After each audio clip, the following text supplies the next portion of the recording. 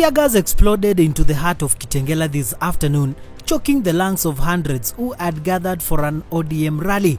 Screams cut through the smoke as police charged with batons raised, forcing Nairobi Senator Edwin Sifuna, Embakasi East Member of Parliament Babu Owino, and Siaya Governor James Orengo to flee in their convoy.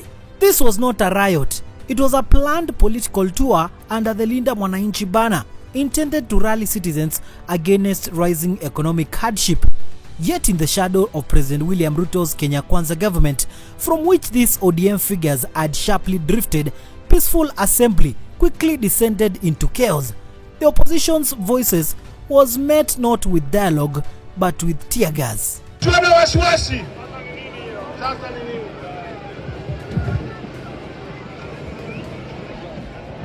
Wananchi watulie, mkutano wetu hamtaharibu. Mbona wanatutupia tear gas mkutano wetu?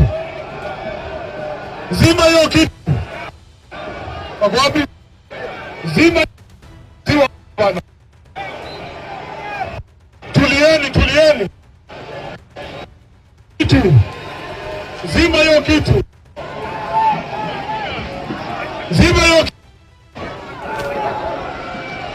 Zima hiyo kitu, tuendelee na mkutano. Wacheni kututisha bwana. Midday in Kitengela, Kajiado County, the sun beat down on a crowd of more than 1,000, mostly young people, women and local traders, packed into a dusty open field off Magadi Road. Banners fluttered with the words, Linda Mwananchi, protect the citizen. This was the third stop on ODM's faction grassroots tour, a clear pushback against what the leaders described as the government's betrayal of the 2022 alliance promises. Sifuna stepped to the makeshift stage first, microphone in hand, and spoke directly about skyrocketing fuel prices and youth unemployment. He declared they had not joined Kenya Kwanza to watch ordinary Kenyans starve, and the crowd erupted in cheers that carried across the town. Orengo followed, veterinary constitutional lawyer, citing unfulfilled Azimio la Umoja commitments. Babu Owino turned up the heat, accusing Ruto's inner circle of feasting while the rest fought for scraps. Wanawata wazee wapi? Vijana ria! Vijana ra! Vijana tilim! La mwisho! Vijana la mwisho! Patia Sifuna flowers zake kwanza. Wanajaribu kutisha Sifuna. Wanajaribu kutisha Kaleba Misi. Wanajaribu kutisha Babu Owino. Wataweza wawezi. La mwisho, nataka niwaambie vijana, tuliambiwa ya kwamba yule mama mboga aliye chini atatolewa kwenye kiosk awe na supermarket. Nani ako na supermarket hapa? Nani ako na supermarket hapa? Tuliambiwa vijana wetu watawacha kuendesha bodaboda, watakuwa na mabasi. Nani ako na basi hapa? Nani ako na basi hapa? The atmosphere crackled. Chants of one term rolled through the gathering, but no stones were thrown, no barricades were breached.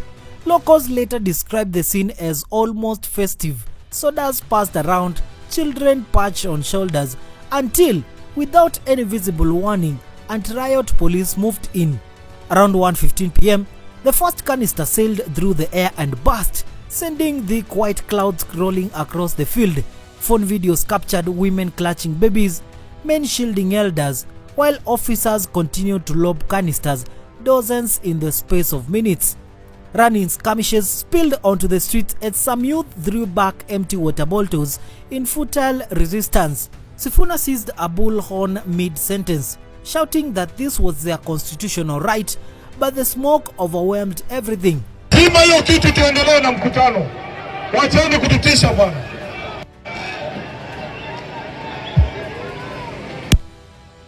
By 1:45 p.m., the rally had dissolved, leaving stinging eyes, overturned chairs, and a lingering sense of suppression. The incident laid a bare widening fracture in Kenyan politics.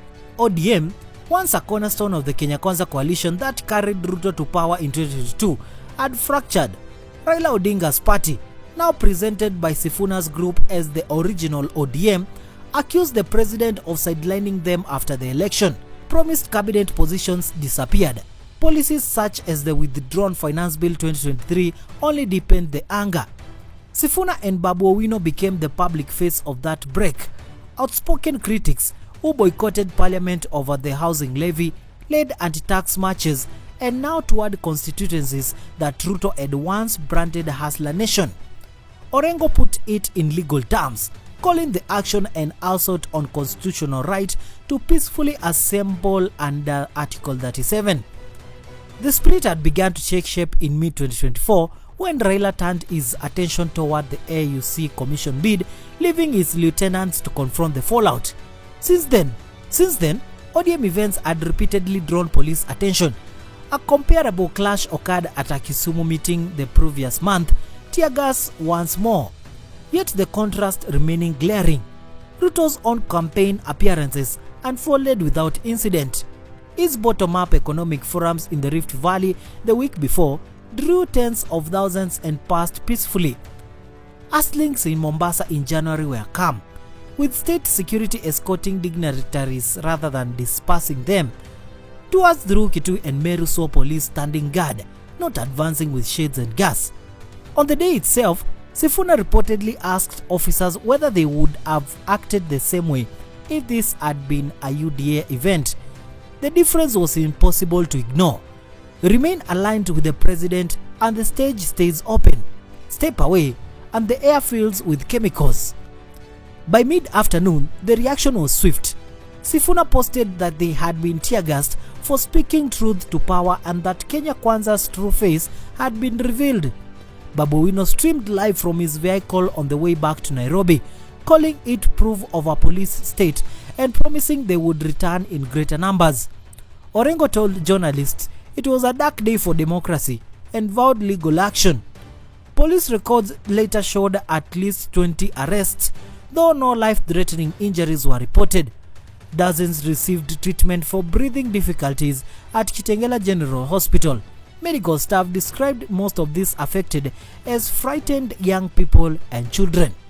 Across the country, opposition voices condemned the action as state terror and selective policing that undermined public trust.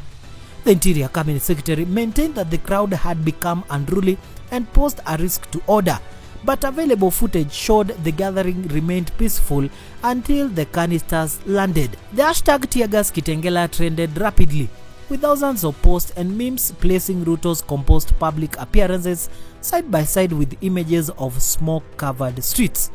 Beyond that single afternoon, the tear gas in Kitengela stood as a symbol of deeper divisions.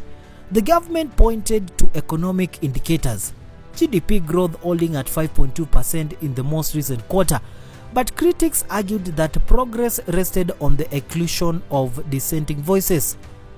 The defecting ODM figures represented that exclusion. The smoke eventually lifted from Kitengela, but the questions hung heavy. Would ODM pull back or press forward with greater determination? Would the calm that surrounded Ruto's appearances extend only to those who stayed loyal? One thing was clear. In Kenya's fractured political landscape, tear gas had ceased to be mere crowd control. It had become a deliberate message. Democracy requires more than promises. It requires space to breathe. This afternoon, the nation stood choked, yet far from silenced. Vigilance remained the only reasonable response, and we are sure this ODM brigade will be right back on the streets, this time bigger and better. The question is, how will Ruto respond? Thank you for watching. My name is the commentator, Mjukuu wake Papa Francis, unanitafuta Harmony Party. Bye bye.